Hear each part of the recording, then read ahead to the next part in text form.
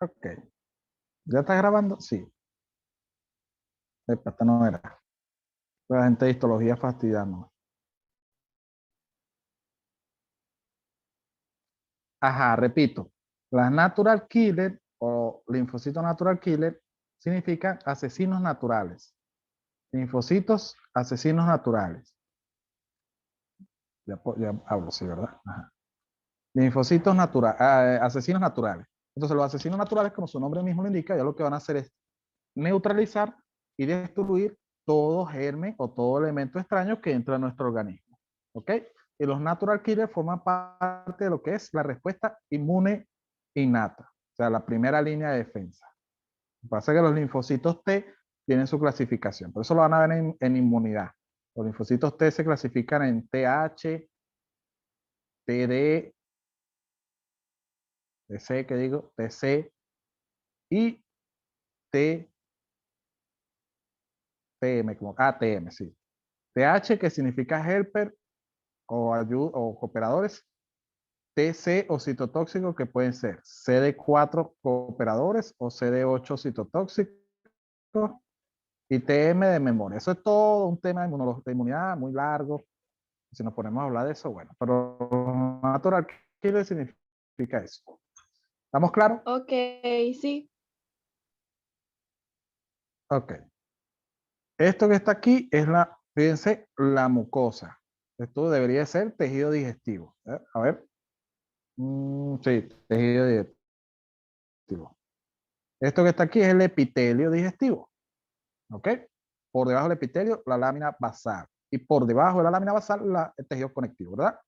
Entonces, el tejido conectivo forma lo que se conoce como lámina propia de la mucosa, ¿verdad? Y esa lámina propia es la que va a contener al tejido linfático difuso, que si lo vamos a encontrar en tejido digestivo, como es este, lo vamos a llamar GAL. Y si se encuentra en bronquios, BAL. ¿Ok? Mu Profe, y no se ven las BIL. láminas. ¿Dónde las láminas? ¿Qué es eso? Ah, cónchale.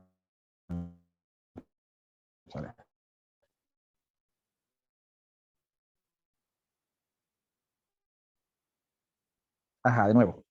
Esto que estamos viendo aquí sería tejido digestivo. Esto que está aquí, el epitelio, por debajo del epitelio la lámina basal, y por debajo de la lámina basal el tejido conectivo. El tejido conectivo es el que vamos a llamar lámina propia de la mucosa y es el que va a contener tejido linfático. ¿Ok? Esto que está aquí. Eso que vemos ahí es las placas de Peyer. Estas son las placas de Peyer. Esto que está aquí. Placa de Peyer, placa de Peyer, placa de Peyer. Que es tejido linfático difuso que contiene linfocitos T y linfocitos B activados y que está muy concentrado en esa zona. Por eso forma una placa que se llama placa de Peyer. Y el otro tejido linfático que tenemos es el nodular, que a diferencia del difuso, este se va a encontrar a nivel de la submucosa. Y el nodular va a estar constituido por un cúmulo de tejido linfático, ¿ok? Que van a formar a los fulanos nódulos, nódulos linfáticos. ¿Qué son los nódulos linfáticos? Cúmulo, perdón, cúmulo de tejido linfático, ¿ok? El tejido linfático se va acumulando, se va acumulando, se va acumulando y forma entonces una pelotica que se llama nódulo linfático. Por eso se llama tejido linfático nodular. ¿Dónde lo vamos a encontrar? En la capa submucosa. Los tres ejemplos principales de estos nódulos linfáticos, de este tejido linfático nodular, lo tenemos en las tonsilas, o también llamadas amígdalas, en las placas de Peyer y el apéndice. ¿Ok? Placa de Peyer. Ajá, y el apéndice. Las placas de Peyer tienen dos tipos de tejido linfático. Ajá. Entonces, el tejido linfático, ejemplo, las tonsilas, las placas de Peyer y el apéndice. Ajá. Estos nódulos pueden ser primarios o secundarios. Primarios cuando se encuentran en un estado inactivo, que es los nódulos linfáticos que nosotros tenemos cuando nacemos. Y el nódulo linfático secundario es el activo, que es el que nosotros tenemos cuando ya nos vamos desarrollando, que va a tener un centro germinativo y una zona del manto. Es decir, un nódulo linfático es así, ¿ok? Y tiene un centro que se conoce como centro germinativo porque es el que va o sea, es en esa zona donde van a estar las células constantemente replicándose, las células inmunológicas, en este caso los linfocitos T y los linfocitos B. Y el manto es lo que recubre a la zona central, ¿ok? O el centro germinativo. Esto es entonces un ejemplo de tejido linfoide nodular, fíjense. Lo que está por fuera es la zona del manto y ese centro pálido que está en el centro, ese centro pálido que está en el centro, esa zona pálida que está en el centro es la zona germinativa. Aquí las células están replicándose, se están formando muchos linfocitos T y linfocitos B para que nuestro organismo tenga células inmunes que se encuentren destruyendo, o sea, que sean capaces de destruir cualquier germen que entre en nuestro organismo. Y por fuera la zona del manto. ¿Ok? Muy bien. Entonces, ejemplo de tejido linfático nodular, las tonsilas. Las tonsilas son cúmulos de tejido linfático, ¿verdad? Nódulos linfáticos que vamos a encontrar a nivel de la faringe, específicamente a nivel de la nasofaringe y orofaringe. Eso vamos a ver en anatomía, que no cunde el pánico. ¿Ok? ¿Cuántas amígdalas tenemos nosotros? Tenemos la amígdala faringea o tonsila faringea, las tonsilas tubáricas, las tonsilas palatinas y la tonsila lingual. En conjunto, fíjense que aquí se agrupan la faringe allá arriba, las tubáricas, las palatinas y la lingual, y en conjunto se juntan y forman una especie de anillo que es el anillo de Waldeyer. Pregunta de examen, anatomía, en histología, en medicina, en todos lados. ¿Hay que saberse el anillo de Waldeyer? Sí. ¿Hay que sabérselo de pies a cabeza? Sí. ¿Es importantísimo? Sí. Todo sí. Un médico que no conozca el anillo de Waldeyer está grave. Tienen que saberse qué es el anillo de Waldeyer. ¿Ok? ¿Qué es el anillo de Waldeyer? El anillo que se forma por la confluencia de las tonsilas faringes, de las tonsilas que se encuentran a nivel de la faringe, ¿ok? Que son las tonsilas faringeas, dos tonsilas tubáricas, dos tonsilas palatinas y las tonsilas linguales. Ustedes dirán, ¿cuál de estas amígdalas es la que nosotros vemos cuando examinamos la boca de un paciente? Las tonsilas palatinas. Eso lo van a ver mejor cuando vamos a anatomía de faringe. ¿Ok? ¿Qué hace este anillo? Cuando un germen entra por la vía oral o por la vía respiratoria, como son nódulos linfáticos, estos se hipertrofian. Hipertrofia significa que aumentan de tamaño. Tenían que haberlo visto en tejido muscular, que es hipertrofia y que es hiperplasia. Entonces, cuando un germen entra por la cavidad nasal y la vía oral, se hipertrofian, agrandan, las amígdalas se agrandan. ¿Para qué? ¿O por qué? Porque aumentan su actividad para tratar de eliminar el germen que entró a la cavidad oral o la cavidad nasal y evitar que éste descienda a las vías más inferiores. ¿Ok? ¿Me expliqué? Sí. Profe, ¿podría Ok. repetir el nombre, porfa? ¿Cómo es que es tonsilas? Tonsilas, con S. Y Tonsilas. esto se llama anillo de Waldeyer. ¿Estamos claros? Ya, ¿y qué es hipertrofia e hiperplasia? No me acuerdo. Hipertrofia es que cuando hay un aumento cuando una célula aumenta de tamaño se llama hipertrofia. Cuando aumenta el número de células se le llama hiperplasia. ¿Ok? ¿Se entendió? Ok. ¿Qué hipertrofia? O sea, por un ejemplo, hipertrofia. Cuando uno va al gimnasio, el hombre va al gimnasio, por ejemplo, empieza a hacer ejercicio, ustedes lo ven que está flaquito, ¿verdad? Empieza a hacer ejercicio, a las 2 meses está fuertote. ¿Eso es por qué? Porque las células musculares se hipertrofian. Por la carga muscular, o sea, el ejercicio, hace que las células musculares se hipertrofien. ¿Me expliqué? Y aumenta de tamaño. Ujú. Eso es importante que lo sepan porque cuando ustedes vean fisiología cardiovascular, o sobre todo fisiología cardíaca, ustedes tienen que saber qué es hipertrofia concéntrica, qué es hipertrofia excéntrica, qué es hiperplasia y pare de contar. ¿Ok? Ajá. Seguimos. Placas de Peyer, que ya la vimos. Fíjense, esto sería las vellosidades del epitelio digestivo, la lámina basal y por debajito la lámina propia con el tejido, de nuevo, epitelio. Por debajo la lámina propia de tejido conectivo de la mucosa, que contiene tejido nodular difuso, es decir, GAL. Y por debajo en la submucosa el tejido nodular, el tejido linfático nodular, que contiene o que forma a las placas de Peyer. ¿Ok? Que es importante que conozcan para cuando ustedes vean fisiología digestiva. Y por último, el apéndice. El apéndice es esta salchichita que nace del ciego. ¿De dónde nace el apéndice? Del ciego. Eso lo vamos a ver en anatomía también. Esto que está aquí, esta estructura, se le llama ciego, que forma parte del inicio del colon. De ahí nace esta salchichita que es el apéndice secal o apéndice vermiforme, que hoy en día no se sabe cuál es su función, pero el apéndice tiene mucha cantidad de tejido linfático nodular. Entonces se dice que el apéndice es la amígdala intestinal. ¿Por qué? Porque se cree que tiene una acción inmunológica a nivel de las vías digestivas de una persona. ¿Me entienden? Sí, sí.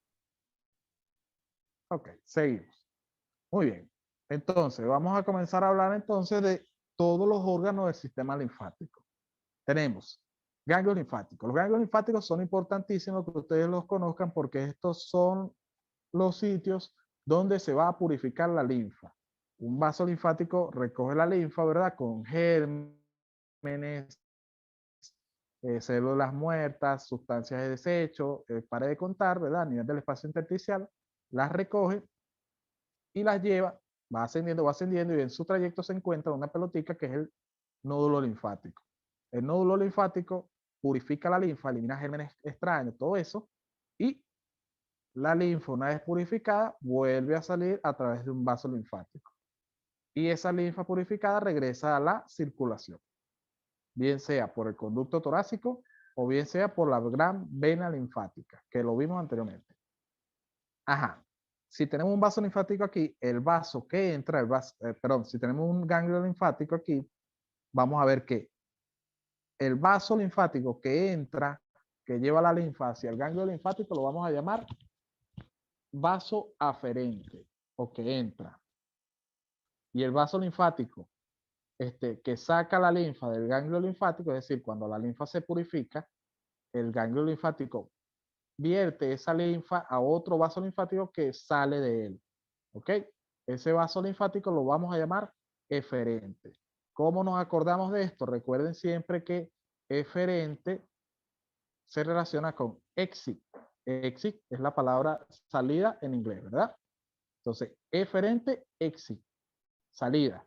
Entonces, cuando ustedes escuchen la palabra eferente, acuérdense de que eferente es lo mismo que salida, que exit, y que por lo tanto debe ser lo que sale de esa estructura. Lo mismo pasa con los nervios. Cuando veamos nervios, van a ver que hay nervios eferentes y aferentes. ¿Ok? La palabra eferente y aferente se usa mucho en medicina. Así que eferente, exit, salida. Por lo tanto, aferente va a ser entrada. ¿Ok? Ajá. Seguimos. Bueno, esto ya lo hablamos. Y fíjense, esto sería un ganglio linfático.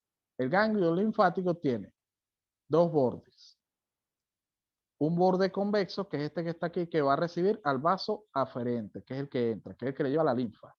Y un borde cóncavo, que es el que va a contener al vaso linfático eferente, es decir, al que sale. La linfa entra por acá, se purifica y sale por el vaso eferente. ¿Ok?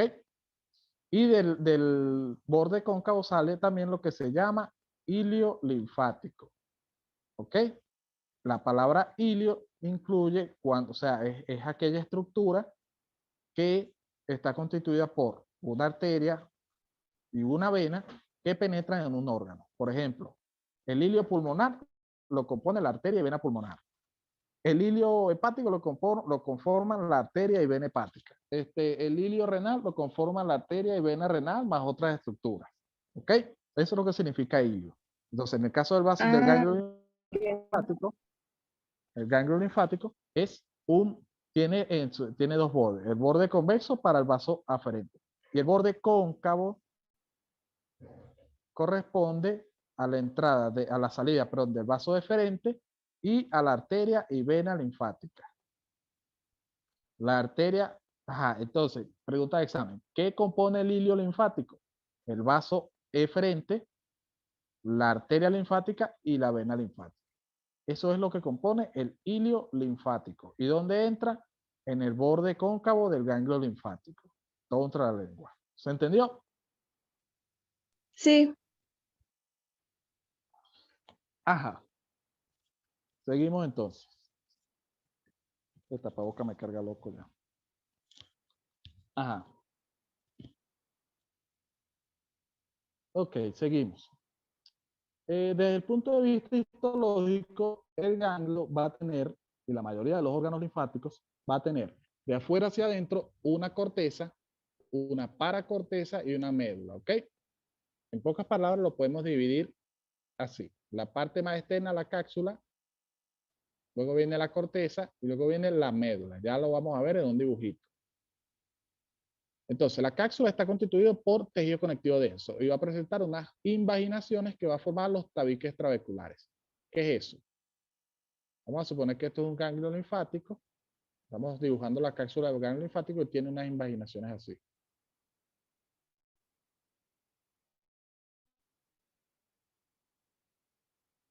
¿Ok? Entonces, la cápsula del ganglio linfático está constituida por tejido conectivo denso. Ese tejido conectivo denso presenta estas invaginaciones que forman los llamados tabiques trabeculares, ¿ok? O trabéculos, como lo quieran llamar. Ya lo vamos a ver en una fotico también. A ver, aquí. Aquí está, fíjense. Lo de afuera es la cápsula. Esa cápsula tiene sus invaginaciones que forman los fulanos tabiques linfáticos o tabiques trabeculares, perdón. Eso que ustedes ven ahí son los tabiques trabeculares. Los tabiques trabeculares dividen al ganglio linfático en lóbulos, ¿ok? Lóbulos linfáticos. Y cada lóbulo va a tener una corteza, que es esto, y una médula, que es esta parte de aquí. Corteza y médula, ¿ok? Muy bien. Vamos a hablar ahora de la corteza del ganglio linfático. La corteza está constituida por tejido reticular con dilataciones. Ese tejido reticular con dilataciones, vamos a llamarlo senos linfáticos, ¿ok? Que en el caso de la corteza, vamos a encontrar seno linfático subcapsular y seno linfático trabecular, ¿ok? Muy bien. Avancemos aquí. Ajá. Entonces, fíjense, esto que está aquí sería la cápsula, la corteza, perdón. Entonces, la corteza tiene dos porciones, una superficial, una profunda y una superficial, ¿verdad? Esta es la profunda y esta es la superficial. La profunda va a contener, a ver si tenemos otro dibujito por aquí más claro, este que está aquí mejor. Entonces, la profunda, la superficial, perdón, va a contener tres elementos importantísimos. Esto que está aquí, que es el nódulo linfático, con su centro germinativo, acuérdense lo que yo les mencioné, el nódulo linfático tiene una zona donde los linfocitos T y los linfocitos B están replicándose para atacar una posible infección, ¿verdad? O un posible cuerpo extraño. Y aparte del nódulo linfático, en la corteza vamos a encontrar dos senos, que es lo que yo les mencioné, tejido reticular que se dilata y forma los senos. Estos senos que están aquí arriba, que son los senos subcapsulares, que están por debajo de la cápsula del nombre, y esto que está aquí, que es el seno trabecular. ¿Por qué es importante ese seno? Porque la linfa viene por aquí, por el vaso aferente, ¿verdad? Es vertida en el seno subcapsular y luego pasa del seno subcapsular al seno trabecular. Cuando pasa al seno trabecular, los linfocitos que están en los nódulos linfáticos, ¿verdad?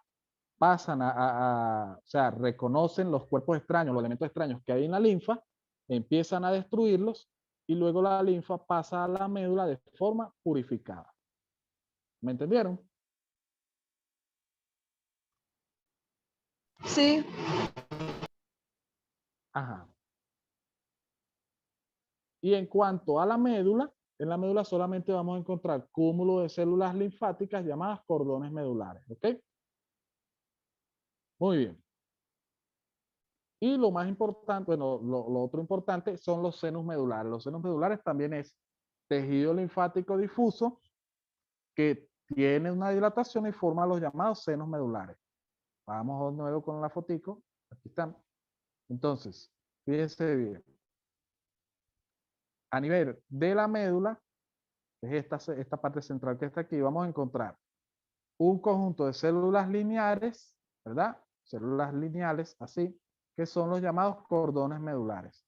Los cordones medulares se encuentran rodeando una dilatación de tejido linfático difuso que se encuentra en la médula. ¿Cómo se llama esa dilatación? Senos medulares. ¿Qué van a hacer los senos medulares? Una vez que la linfa pasa por los senos trabeculares, es vertida a los senos medulares, ¿verdad? Los senos medulares están rodeados entonces por los cordones linfáticos. Si aquí la linfa todavía no ha sido purificada completamente, las células linfáticas que se encuentran formando parte de los cordones linfáticos empiezan o van a terminar de purificar a la linfa. Si hay un cuerpo extraño lo eliminan, si hay sustancia de desecho la fagocitan y así sucesivamente. ¿Para qué? Para que una vez que la linfa sea purificada a nivel de los senos medulares, pase al vaso eferente y sea devuelta nuevamente a la circulación. Así es que se purifica la linfa. ¿Me expliqué? Sí. Ok, seguimos. Muy bien. Vamos ahora con el fulano vaso. El vaso. El vaso, pregunta de examen, es un órgano, es el órgano linfoide más grande del cuerpo. Eso se pregunta siempre. ¿Cuál es el órgano linfático más grande de nuestro cuerpo? La respuesta es el vaso. Pregunta de examen de anatomía. ¿Dónde se encuentra el vaso? A nivel del hipocondrio izquierdo. Yo no sé si ustedes vieron la clase que yo di por Instagram de división topográfica del Sí, sí. abdomen. En el cuadrante superior izquierdo, ahí se encuentra el vaso. ¿Ok? Pregunta de examen de anatomía. ¿Dónde se ubica el vaso? Con Z. Ok. Y desde el punto de vista histológico, se dice que es el órgano linfoide más grande de nuestro cuerpo. Y también se dice que es un órgano hematopoyético. ¿Por qué se dice que es un órgano hematopoyético? Eso también suele preguntarse. Porque el vaso produce células sanguíneas durante el desarrollo fetal, desde la semana 12 a la semana 28 de gestación. Eso tienen que saber seguro de que se los van a preguntar en algún momento. Y a su vez, cuando nuestro cuerpo, vamos a suponer que nosotros estamos en un estado, nos encontramos enfermos, ¿verdad? Tenemos X patologías y necesitamos producir mayor cantidad de células sanguíneas, como la médula ósea no puede, digamos que compensar el resto de, o sea, compensar la producción de células sanguíneas, el vaso adquiere la capacidad para producir también sus células sanguíneas. Y de esa forma nosotros podemos compensar la necesidad de nuevas células sanguíneas. Por eso se dice que es un órgano también hematopoyético, ¿ok? Porque puede producir células sanguíneas en el desarrollo fetal o en la vida extrauterina cuando nuestro cuerpo lo amerite. Ok, ese vaso va a tener una cápsula de tejido conectivo denso, una médula, perdón, una corteza y una médula, que ya la vamos a ver. Y ese vaso, pregunta de examen de anatomía, va a ser irrigado por la arteria esplénica. Cuando lo veamos, vamos a ver que nace del tronco celíaco. Eso, bueno, eso es anatomía. Y la vena esplénica que va a drenar en el sistema porta. También es anatomía. Se los pongo para que lo vayan sabiendo de una vez. Entonces, ¿qué hace el vaso? El vaso cumple 1, 2, 3, 4, 5 funciones. Filtra la sangre, porque también gran cantidad de la sangre viaja al vaso, y como el vaso es como si fuese un ganglio linfático enorme, el vaso tiene la capacidad de filtrar la sangre y eliminar, o sea, filtra la sangre de sustancias raras, de elementos de desecho, de células de bacterias o gérmenes, la limpia, ¿verdad? Esa sangre para evitar que se produzca una invasión masiva. O sea, el vaso es un órgano también inmunológico, un órgano de defensa. Segunda función, forma células linfoides. No es que la forma, aquí el error está, aquí hay un errorcito, no es que la forma. El vaso es el sitio donde van a madurar células inmunes, específicamente los linfocitos B. Pregunta de examen en histología y en inmunología y en microbiología y en muchas partes. ¿Dónde maduran los linfocitos B? En el vaso. ¿Ok? Elimina e inactiva antígenos de origen sanguíneo. Bueno, esto viene de la mano con la otra.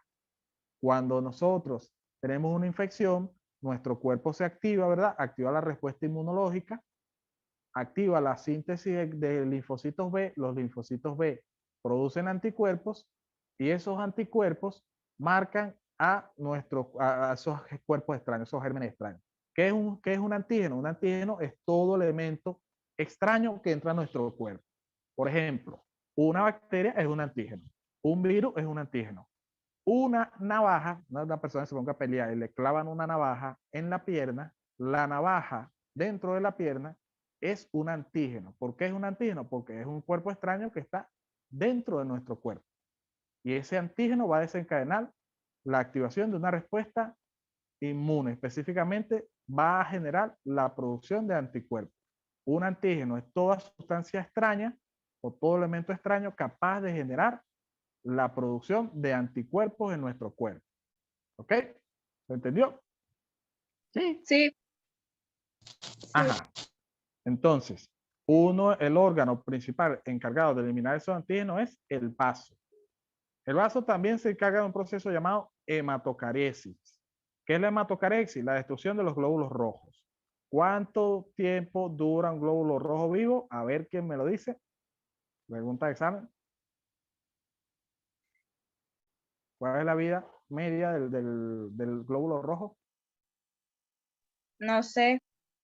Ay, Dios mío. 120 días. Un glóbulo rojo permanece viable 120 días. Después de 120 días es llevado al vaso y en el vaso es destruido. ¿Ok? ¿Se entendió eso? Eso es importantísimo que ustedes lo sepan. Ok. Luego de que llega al vaso, cuando llega al vaso, el glóbulo, un día de esto voy a hacer un video o una clase de la destrucción de los glóbulos rojos, que es un tema bastante interesante y bastante chido. Es más, creo que voy a hacer un video. Por los glóbulos rojos, acuérdense que tienen hemoglobina, ¿verdad? Tienen hemoglobina que transporta el oxígeno. Cuando el glóbulo rojo llega a su vida media, que es de 120 días, el glóbulo rojo tiene que durar 120 días. Después de 120 días, es llevado por los vasos sanguíneos hacia el vaso. En el vaso reconoce, los macrófagos que están en el vaso reconocen y dicen, este eritrocito ya está muy viejo, hay que destruirlo. Y se produce la hematocaresis. ¿Ok? ¿Qué es la hematocaresis? La destrucción de los glóbulos rojos.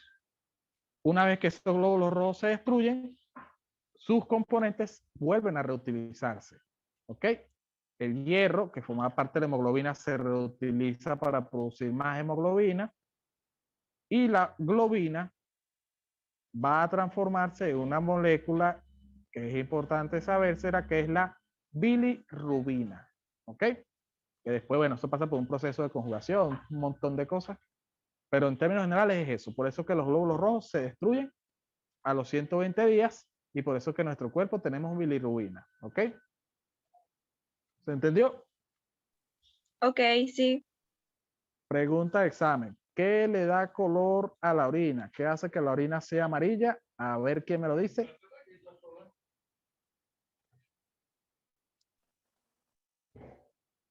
¿Nadie sabe? Nadie sabe. No es la misma bilirrubina. La bilirrubina. Eso es lo que le da color amarillento a la orina. Cuando nosotros tenemos mucha bilirrubina en nuestro cuerpo, mucha bilirrubina en nuestra sangre, la orina se pinta de rojo. Por ejemplo, los pacientes que tienen hepatitis. ¿Ok? ¿Y quién le da el color característico a las heces? La bilirrubina. ¿Ok? Si nosotros no tenemos bilirrubina en nuestro cuerpo o si se produce una alteración del hígado, eso bueno, ese es otro proceso, si se altera la función del hígado, la bilirrubina no logra colorear las heces y empezamos a tener evacuaciones con las heces blancas. ¿Ok? Eso para que vayan sabiendo ya fisiopatología. De todas maneras, más adelante voy a hacer un video de eso o una clasecita de 20 minutos de bilirrubina. Uy, me va a gustar hacer una de esas, me gusta muchísimo ese tema. Vamos a ver si lo hago para esta semana. Bilirrubina. Entonces se entendió la hematocarexis. Sí, sí. Ajá. Y participa en la hematopoiesis, que es lo que ya les mencioné. Eso ya lo hablamos anteriormente. Ajá, seguimos. A ver, esto ya lo hablamos. Ok. Ok. No, atrás. A ver. Aquí. Entonces, vaso. El vaso, si lo vemos histológicamente, va a ser así. Su cápsula. Y fíjense que la cápsula se va a engrosar a nivel del hilio esplénico. Acuérdense que la palabra esplénico con C significa vaso. Cuando escuchen arteria esplénica, vena esplénica, nervio esplénico, no sé qué cosa esplénica, eso significa o tiene relación con el vaso. Entonces, cuando la cápsula de tejido conectivo denso se cruza con el hilio esplénico, empieza a engrosarse y forma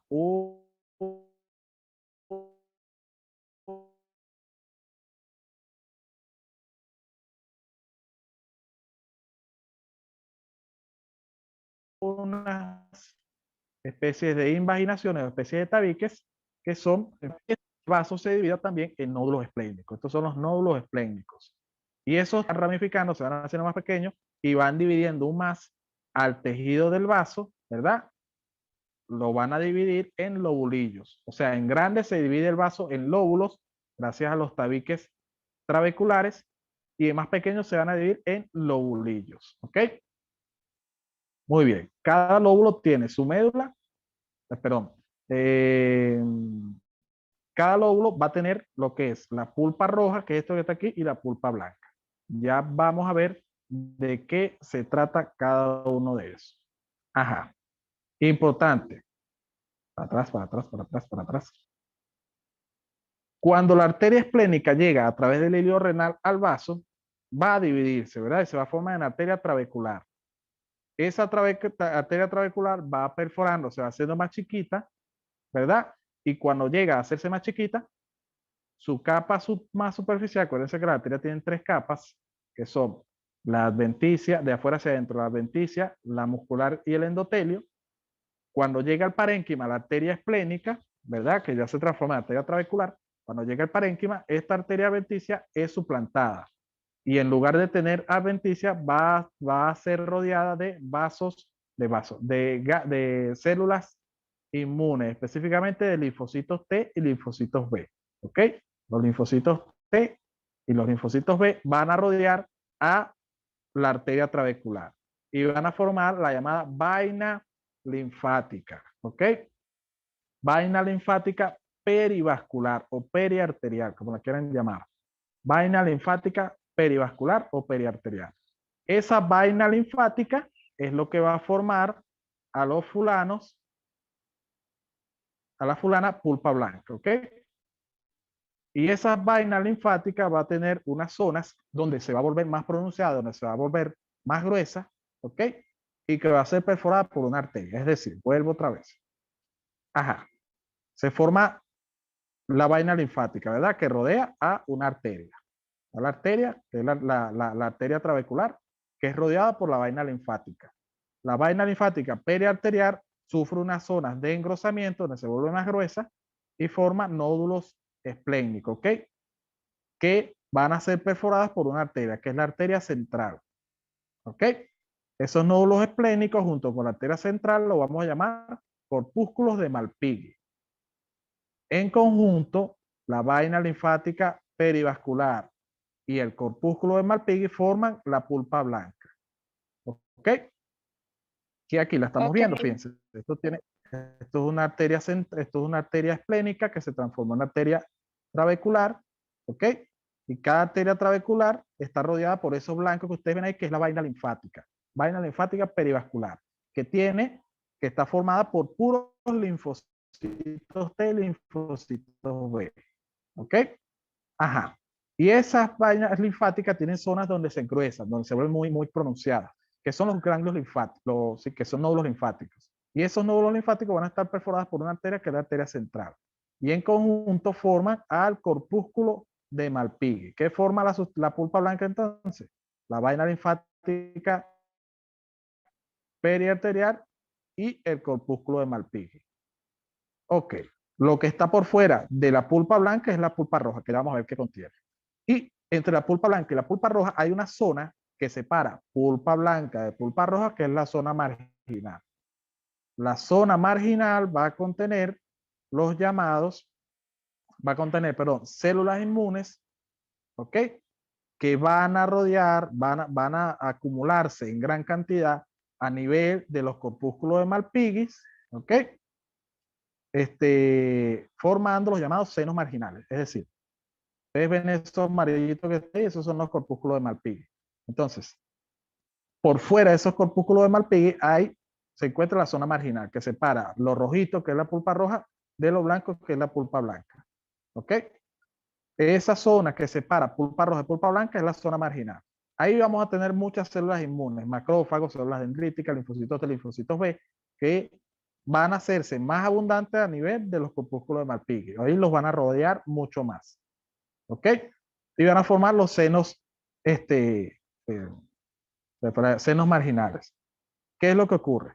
Cuando nosotros tenemos un germen extraño, un cuerpo extraño en nuestro organismo, mira, qué sé yo, tenemos en nuestro organismo entró una bacteria, la bacteria Streptococcus pyogenes, por ejemplo. Nuestro sistema inmune reconoció a la bacteria, ¿verdad? Reconoció a la bacteria, las células que se encontraban, vamos a suponer, a nivel de las amígdalas, reconocieron la bacteria, viajaron a través de los vasos linfáticos a los ganglios linfáticos, ¿verdad? ¿Y qué hicieron? Los ganglios linfáticos empezaron a proliferar. O sea, a nivel de los ganglios linfáticos, los linfocitos empezaron a proliferar. Se produjeron mucha cantidad de linfocitos. ¿Qué hacen los linfocitos? Viajan nuevamente a la zona donde se encuentra la bacteria. Digamos que atacan a la bacteria, la neutralizan, incluso la pueden fragmentar y digamos que la agarran y la llevan al vaso. La llevan por la circulación, por la sangre, la llevan al vaso. Y en el vaso entran entonces a través de la arteria esplénica, entran por la arteria trabecular, llegan a las venas, a la pulpa blanca, ¿verdad? Siguen avanzando, llegan a los corpúsculos de Malpighi y a nivel del corpúsculo de Malpighi, las células que forman parte del seno marginal, ¿verdad? Las células inmunológicas que están en esa zona empiezan a, digamos que entran dentro del corpúsculo de Malpighi y empiezan a destruir a la bacteria, ¿ok? Empiezan a destruir y a eliminar la bacteria que entró. Empiezan a eliminar el Streptococcus pyogenes. Esa es la función de la pulpa blanca. ¿Me expliqué?